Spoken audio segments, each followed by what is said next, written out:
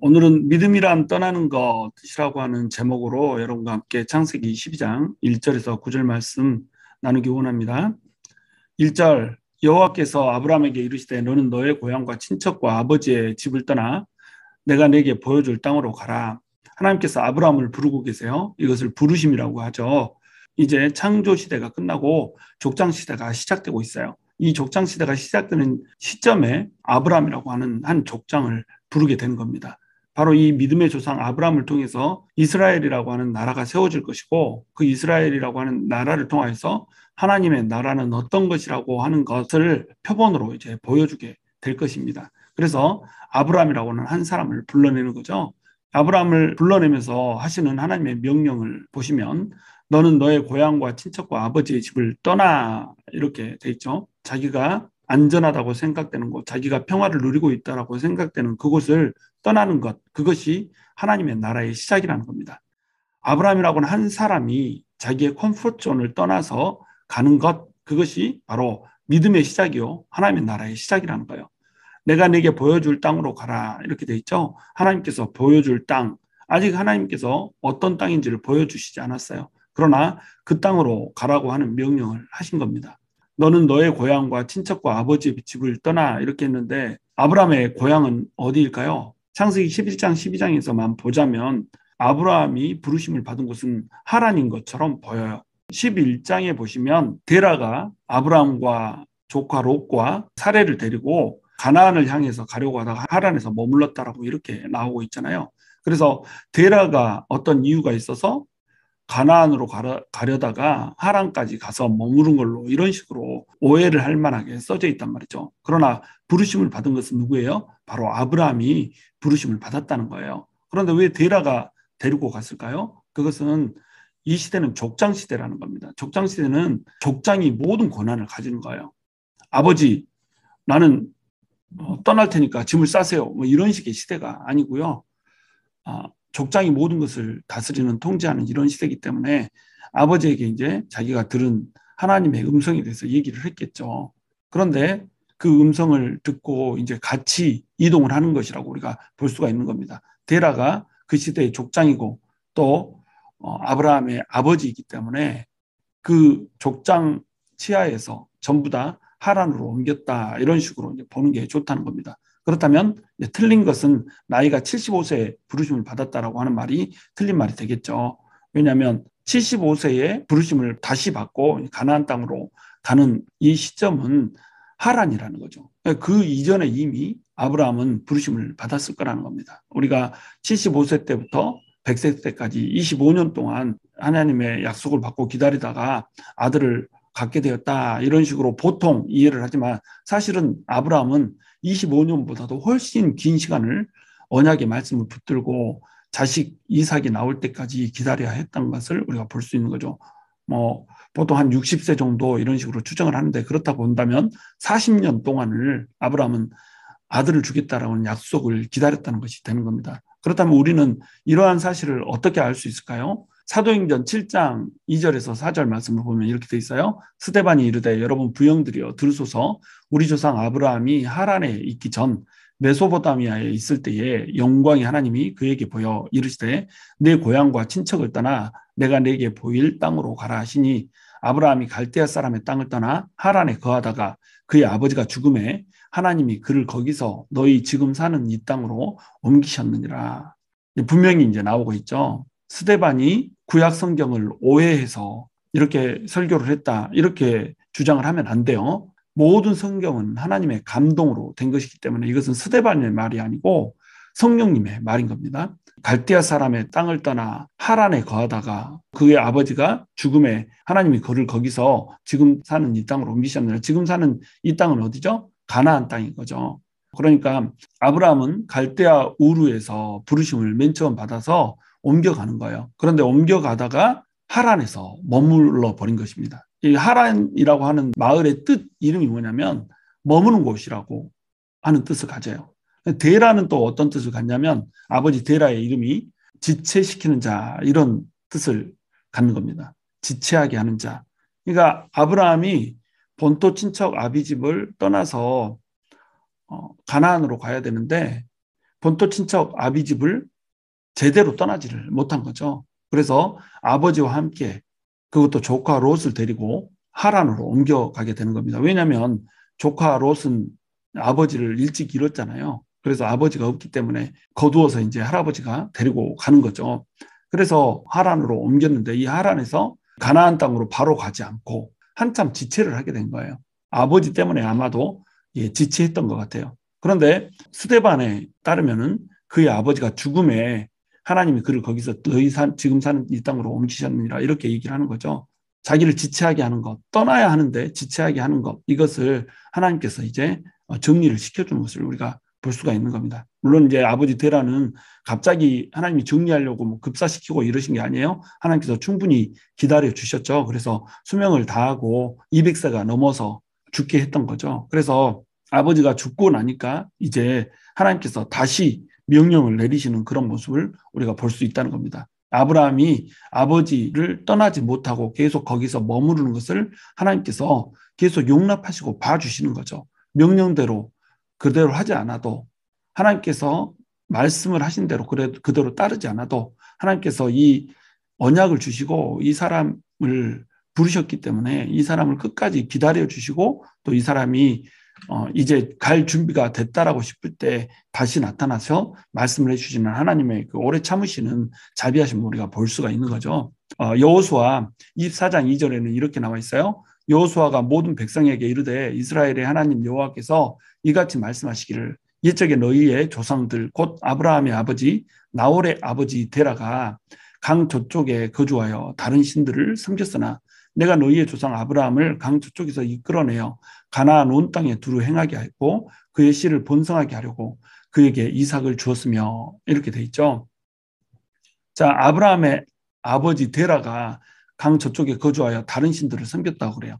데라는 우상 숭배자였다는 겁니다. 데라의 정체성은 뭐냐면 우상을 숭배하는 자였다는 겁니다. 그러면 아브라함도 당연히 어떤 사람이었겠어요? 우상을 숭배하는 자였겠죠.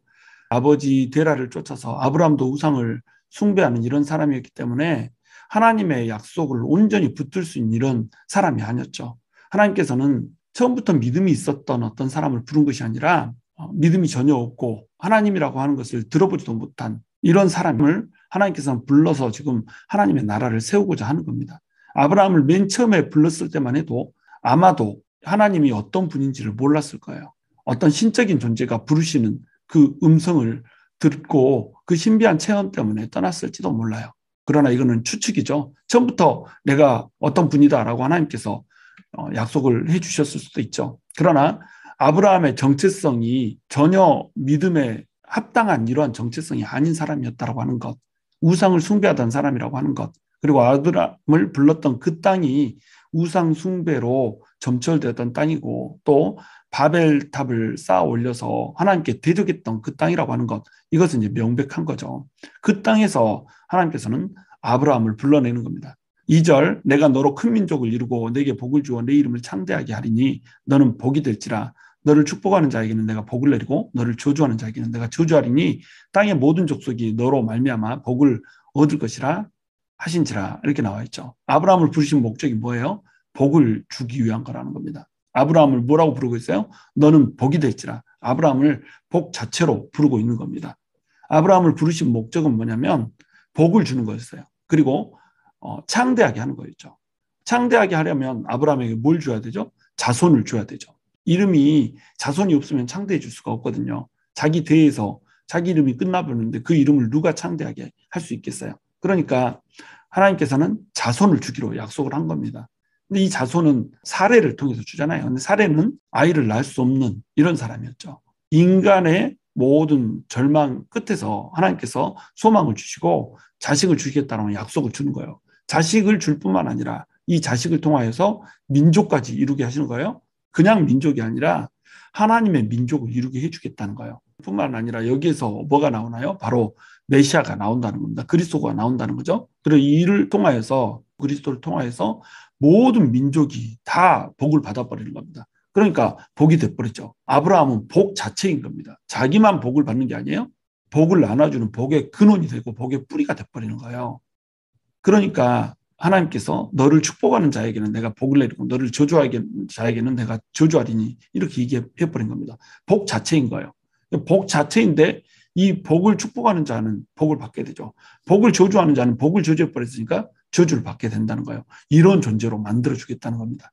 그래서 땅의 모든 족속이 너로 말미암아 복을 얻을 것이라. 땅에 있는 모든 족속, 아브라함의 후손만 복을 받는 게 아니에요.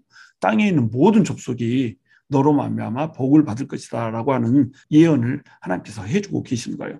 이 예언이 이루어지려면 어떻게 돼야죠? 바로 모든 인류를, 땅의 모든 족속들을 구원하는 메시아가 아브라함의 씨를 타고 와야 되는 겁니다. 이것이 하나님께서 아브라함을 부르신 목적이라는 거죠. 하나님께서 아브라함을 부르신 목적은 아브라함이라고 하는 한 사람을 불러서 씨를 주시고 그 씨를 통하여서 하나님의 나라를 세우시며 그 씨를 통해서 오시는 그리스도를 통하여서 하나님 나라가 완성되게 하려고 하는 어마어마한 그림을 가지고 아브라함을 부르고 계신다는 겁니다. 자, 하나님의 부르심은 바로 이런 거예요. 근데 아브라함이 이 부르심에 합당한 자였나요? 그렇지 않죠. 우상 숭배자였고 부르심을 받고 와서도 지체하게 하는 아버지 데라 그 아버지가 있기 때문에 머무는 곳 그 하란에서 머물고 있는 이런 사람이잖아요. 그리고 가나안에 와서도 얼마나 많이 흔들려요. 가뭄이 들면 애굽 땅으로 가기도 하고 애굽 땅에서 자기의 후사를 주기로 약속하신 그 사례를 누이라고 해가지고 애굽의 왕 바로에게 뺏길 뻔하기도 하고 그것도 한 번도 아니고 또 아비멜렉에도 또 한 번 뺏길 뻔하잖아요. 이런 식으로 믿음이 형편없는 사람이 바로 아브라함이었다는 거죠. 근데 이 믿음이 형편없는 아브라함을 하나님께서는 믿음의 조상으로 세우신단 말이에요. 우리 역시 믿음이 형편없죠. 그러나 믿음이 형편없는 한 사람을 부르셔서 하나님께서는 하나님의 나라를 세우기를 원하신다는 거예요. 여러분 어떠신가요? 여러분 역시 저와 마찬가지일 거예요. 믿음이 없고 연약하고 항상 흔들리고 항상 의심하고 그렇기 때문에 믿음에서 벗어나서 불신앙의 모습들을 보이고 이것이 우리 전부의 모습이 아닌가요? 그런데 하나님께서는 그런 우리를 통하여서 하나님의 나라를 세우기를 원하신다는 겁니다. 그래서 우리를 부르셨고 하나님께서 지시할 땅으로 떠나게 하는 거예요. 믿음이라고 하는 것은 떠나는 것이거든요. 보이지 않는 그 어떠한 곳을 향해서 하나님이 명하시면 보이지 않는다 할지라도 떠나는 것, 이것이 바로 믿음이라는 겁니다. 그 믿음을 가진 자를 통하여서 비록 실패하고 비록 넘어지고 비록 불신앙 모습을 보인다고 할지라도 하나님께서는 하나님의 나라를 그 사람을 통해서 세우신다라고 하는 거예요. 4절, 이에 아브라함이 여호와의 말씀을 따라갔고 이렇게 돼 있죠. 믿음이라고 하는 것은 뭐예요? 말씀을 따라서 떠나는 거라는 겁니다. 말씀이 떨어지면 그 말씀 붙들고 떠나가는 것, 이것이 바로 믿음이라는 거죠. 우리가 수많은 말씀을 주일에도 듣고 새벽마다 듣고 수요일에도 듣고 또 금요일에도 듣고 또 토요 성경 공부도 듣고 날마다 말씀을 들으면서 살아가죠. 날마다 이렇게 말씀을 들으면서 살아가는데 문제는 뭐예요? 우리가 말씀을 따라서 따라가지 않는다는 겁니다. 이게 이제 문제라는 거예요. 우리 안에서 하나님 나라가 이루어지지 않는 이유, 그것은 우리가 말씀을 따라서 가지 않는다는 겁니다. 믿음이라고 하는 것은 말씀이 우리 안에 떨어지고 그 말씀이 우리 마음을 울렁이게 하고 그 말씀이 우리에게 감동을 주시고 그래서 우리가 은혜 받았어요 라고 이야기를 했다라고 한다면 그 말씀을 따라서 가는 겁니다. 지금 현재 머물고 있는 그 자리에서 그대로 머무는 것이 아니라 떠나서 가는 거예요. 이것이 믿음이라는 거죠. 하란이라고 하는 것은 머무는 곳이라고 그랬죠. 머무는 곳에서 지체하고 있으면 안 된다는 거죠. 우리는 너무도 많은 하란을 우리의 심령에 우리의 인생에 품고 살아가요. 이곳에서 머물러야지. 여기까지가 좋아. 여기까지가 행복해. 이곳에서 벗어나지 않을 거야. 이걸 이제 컴포트 존이라고 부르죠. 우리의 안정을 주는 안식처를 우리가 떠나기를 싫어한다는 겁니다. 왜냐하면 떠나면 불안하거든요. 떠나면 그곳에 그 미지의 세계에 뭐가 있을지 모르거든요. 하나님께서 길을 팍팍팍팍 열어주셔서 그곳으로 인도하는데도 불구하고 우리가 두려워하고 떨려하면서 일어나서 그곳을 걸어가는 것을 힘들어한다는 겁니다. 하란을 우리는 너무도 사랑하죠. 그러나 믿음이라고 하는 것은 뭐예요? 하란을 벗어나는 거라는 겁니다. 자, 그러면 아브라함은 왜 갈대아 우르에서 하란으로 가서 하란에서 머물렀던 것일까요? 이게 바로 물을 건너는 것에 대한 두려움 때문에 그렇다는 거예요. 갈대아 우르에서 하란까지 옮기는 거 이것은 쉬웠어요. 왜냐하면 같은 메소포타미아 문명이었거든요. 유브라테스, 티그리스 강, 이 두 강을 중심으로 메소포타미아 문명이 있는데 갈대아 우르는 메소포타미아 문명의 가장 최남단에 위치해 있는 그런 곳이에요. 하란은 메소포타미아 문명의 가장 북쪽에 위치해 있단 말이죠. 그러니까 메소포타미아 문명의 이쪽 끝에서 저쪽 끝으로 옮겼다는 거예요. 메소포타미아 문명을 벗어나지 못했다는 겁니다. 왜냐하면 이 사람들에게 있어서 강을 떠난다라고 하는 것은 완전히 다른 세계로 들어간다라고 하는 것을 의미를 하는 거였던 거예요. 그러니까 강을 떠날 수가 없었다는 겁니다. 그런데 결국 말씀을 따라서 하란을 벗어났잖아요. 그러면서 아브라함이 히브리인들의 조상이 되는 겁니다. 히브리라고 하는 말이 뭐예요? 강을 건넜다 이런 뜻이잖아요. 믿음은 떠나는 거라는 거죠. 강을 떠나는 겁니다. 강이 있으면 윤택한데 내가 살고 있는 그 강 근처를 떠나는 것, 이것이 바로 믿음이라고 하는 거죠. 바로 이 믿음을 가졌었기 때문에 아브라함은 비록 부족한 모습을 보였어도 믿음의 조상이 될 수가 있었고, 아브라함을 통해서 하나님의 나라가 서고, 아브라함을 통해서 또한 모든 열방이 예수 그리스도로 인해서 복을 받게 되는 이런 일들을 이루어낼 수가 있었다는 거죠. 근데 여기서 롯도 그와 함께 갔으며 이렇게 나오죠. 롯도 그와 함께 갔다. 이 말은 본토 친척 아비집을 떠나라고 하는 하나님의 말씀을 완벽하게 아브라함이 실행하지 못했다라고 하는 것을 우리가 볼 수가 있는 거예요. 롯은 친척이죠. 이 친척을 두고 떠날 수가 없었던 겁니다. 왜냐하면 미지의 땅이잖아요. 혼자서 그곳을 갈 수가 없다는 거죠. 그러니까 롯을 데리고 함께 가는 거죠. 이게 이제 아브라함이 가지고 있는 불신앙의 모습이죠.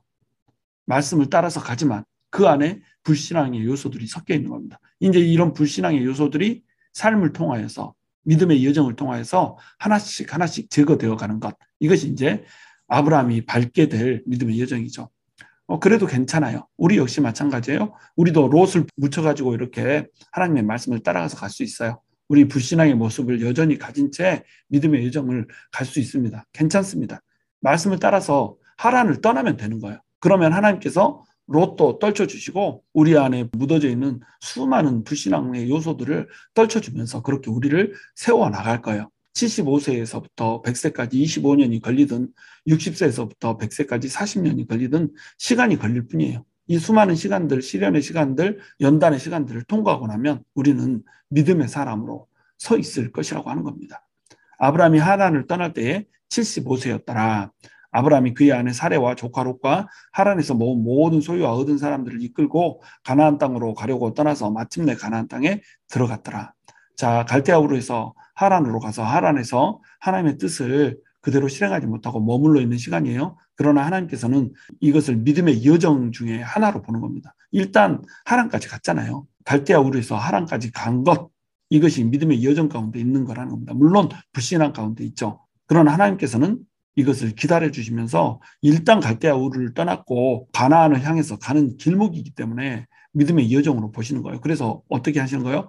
모든 소유, 이렇게 나와있죠. 소유를 얻게 하신 겁니다. 또 사람들도 얻게 하신 거예요. 하나님께서는 하란에서 아브라함을 창대하게 하신 거예요. 우르에서 떠나서 가나안으로 향해서 가는 그 길에 하나님께서 많은 것들을 갖게 하시고 많은 사람과 많은 소유를 들고 가나안 땅으로 들어갈 수 있게 이렇게 하나님께서는 해 주신 거라는 겁니다. 우리가 하란에서 머문다 할지라도 갈대아 우르를 떠나면 돼요. 하란에서 하나님께서 그 소유를 얻게 하세요. 이게 믿음의 여정입니다. 우리의 모습이 연약하고 부족해도 괜찮아요.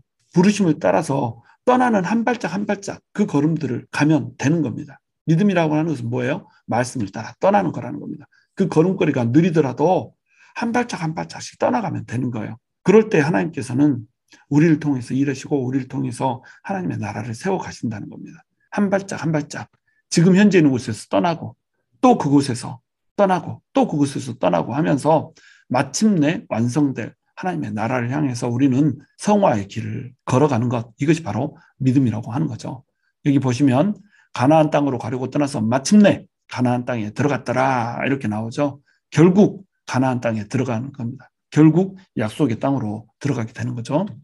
6절 아브라함이 그 땅을 지나 세겜 땅 모래 상수리 나무에 이르니 그때 가나안 사람이 그 땅에 거주하였더라. 아브라함이 맨 처음에 가나안 땅에 들어가서 머물게 되는 땅 이름이 뭐예요? 세겜 땅이에요. 바로 이 세겜의 뜻은 뭐냐면 등, 어깨 이런 뜻입니다. 그러면 여러분 등과 어깨에다 하는 일은 뭔가요? 등짝에다가 짐을 지잖아요. 어깨에다가도 짐을 지잖아요. 짐을 지다, 멍에를 지다 이런 뜻이 되는 겁니다. 세겜은 짐을 지다, 멍에를 지다 이런 뜻이에요. 그러면 왜 이런 땅에 아브라함을 맨 처음 부르신 걸까요? 바로 세겜 땅에 아브라함을 맨 처음 부른 이유는 뭐냐면 네가 짐을 진 자라는 거예요. 어떤 짐? 언약의 짐. 온 인류에게 복을 줄 복의 근원이 되는 언약의 짐, 복의 짐을 졌다는 거예요. 이 복의 짐을 지고 믿음의 여정을 제대로 수행해낼 때 바로 언약의 짐을 진 자로서 아브라함은 살아갈 수 있다라고 하는 겁니다. 이 짐을 진 인생을 아브라함은 이제 살아가게 될 거예요. 언약의 짐을 진 자의 인생은 순탄하지 않아요. 우상을 섬기면서 우상 숭배자로 바벨론 땅에서 살았던 그때가 훨씬 편했을 수 있어요. 하란에 머물면서 하란에서 메소포타미아 문명의 끝자락에서 지체하면서 살았던 그 시점이 훨씬 편했을 수 있어요. 그 시점에 하나님께서 사람도 모으게 하시고 재산도 모으게 했잖아요. 그러니까 그것이 얼마나 풍요로웠겠어요. 그런데 그 땅을 벗어나서 가나안 땅으로 오는 겁니다. 왜? 하나님께서 부르셨기 때문에. 근데 그 부르심의 여정은 쉽지 않을 수 있단 말이죠. 언약의 짐을 진 자의 여정은 바로 언약이라고 하는 그 자체가 짐이기 때문에 쉽지 않을 수 있어요. 여러분, 우리가 믿음의 여정을 걷는다라고 하는 거 이거 쉽지 않습니다. 우리가 그냥 세상에서 살아가는 거 이것이 오히려 쉬울 수 있어요. 근데 부르심을 받아서 믿는 자로 살아간다고 하는 거 이것은 엄청난 부담이 있는 거거든요. 짐을 지는 거거든요. 그래서 우리가 어떤 영혼을 책임져야 되고 어떤 사람을 믿게 만들어야 되고 상처받은 사람을 치유해야 되고 이런 것이 우리가 복이 되는 거잖아요. 다른 사람에게 우리가 받은 복을 퍼뜨리는 거잖아요. 우리가 하나님의 자녀가 됐다라고 하는 이 복을 아무나 받을 수 있는 복은 아니에요. 이 복을 받으면 우리가 세상적인 풍요를 누리고 세상적인 그런 안식을 누리고 살아간다라고 하는 것을 생각하면 안 되는 거예요. 왜냐하면 이 복은 누군가에게 나눠줘야 되거든요. 언약의 짐이거든요. 우리가 들어가야 될 첫 땅도 뭐라는 거예요? 세겜 땅이라는 겁니다. 우리의 등에, 우리의 어깨에 우리가 구원해야 될 영혼들이 달려있다는 거예요. 우리가 건설해야 될 하나님의 나라가 달려있다는 겁니다. 그러니까 우리가 이 언약의 짐을 진 자로 살아가야 된다는 거예요. 그때 세겜 땅 모래 상수리 나무에 이르렀다고 그러죠. 이 모래 상수리 나무라고 하는 뜻을 보면 엘론 모래 이런 뜻이에요. 모래는 가르치는 자라는 뜻입니다. 나라고 하는 것이 보다 이런 뜻이거든요. 그래서 나에서 온 레하고 모가 합쳐져 있죠. 그래서 모래 이러면 예언자 이런 뜻이 되는 거예요. 미리 보니까. 예언자라고 하는 뜻을 가진 모래 상수리 나무니까 이 상수리 나무는 어떤 나무예요? 예언자의 나무인 겁니다. 이 상수리 나무의 뜻이 엘론인데 엘론이라고 하는 게 강하다는 뜻이잖아요. 굉장히 강한 그런 재질의 나무 밑에 지금 있는 거예요. 그곳이 바로 어떤 나무냐면 하나님의 예언을 받는 그런 나무라고 하는 것이죠. 하나님의 약속을 받는 그런 나무. 하나님의 언약의 짐을 진 자가 하나님의 예언을 받는 그 나무 밑에서 지금 멈춰서 있는 겁니다. 그런데 그 땅에서 사는 게 쉽지가 않아요. 왜 그래요? 이미 그때에 가나안 사람이 그 땅에 거주하였다고 얘기했죠.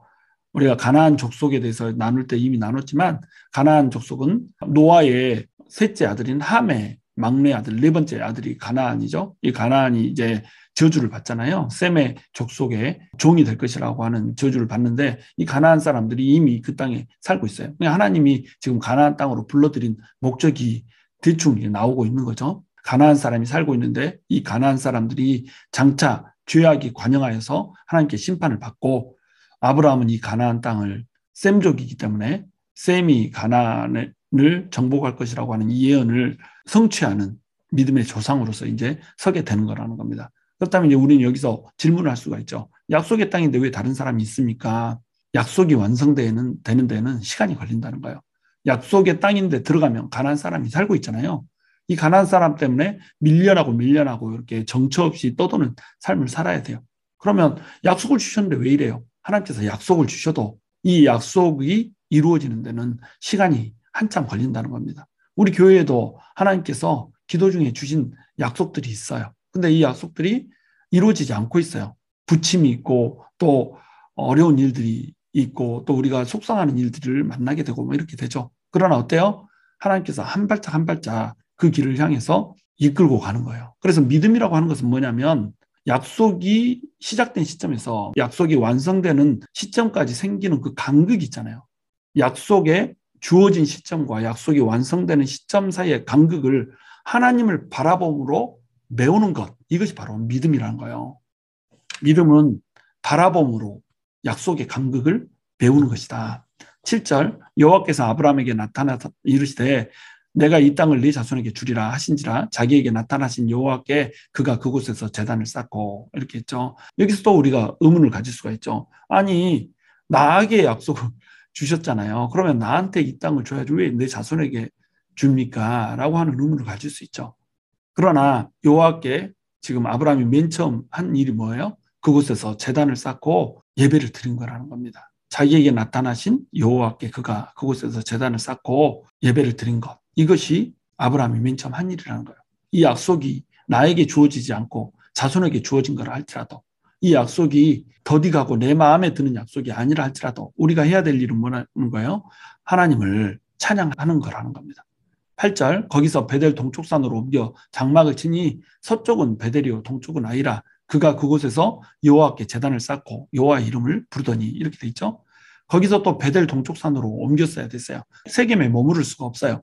세겜에 이미 사람이 살고 있어요. 그러니까 여기서 또 밀려나죠. 밀려나서 베델 동쪽 산으로 옮겨요. 산으로 옮겨서 장막을 쳤다고 그래요. 베델 동쪽에 있는 산에다가 장막을 쳤단 말이죠.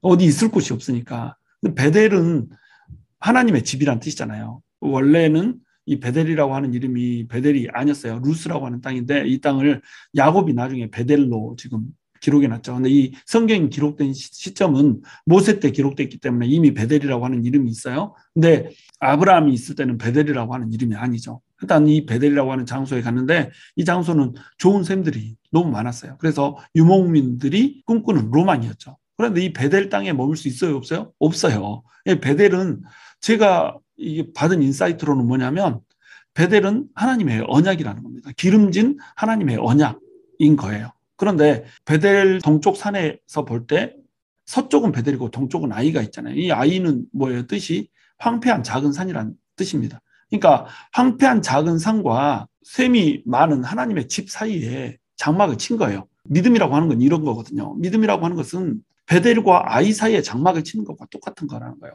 베델에다가 장막을 칠 수 있으면 얼마나 좋겠어요?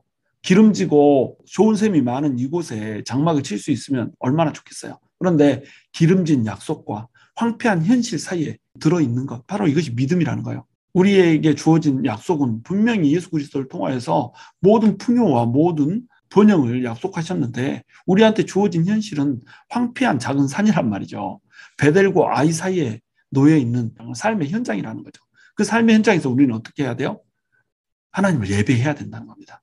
그가 그곳에서 여호와께 제단을 쌓고 여호와의 이름을 불렀더라. 여호와의 이름을 불렀다는 것은 뭐냐면 하나님을 찬양하고 하나님을 송축하면서 예배를 드렸다는 거예요. 그 가족 전체가 가족에 속한 모든 종들까지 몸종들까지 다 함께 예배를 드렸다는 거예요. 어디에서?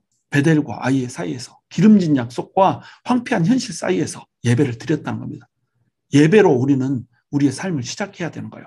정처없이 떠돌아도 계속 밀려 다녀도 약속과 달리 상황이 황폐하다 할지라도 약속은 기름진데 상황은 황폐하여서 아무것도 보이지 않는다 할지라도 성도가 멈추지 말아야 할 것은 뭐라는 거예요? 하나님을 찬양하는 일이라는 겁니다.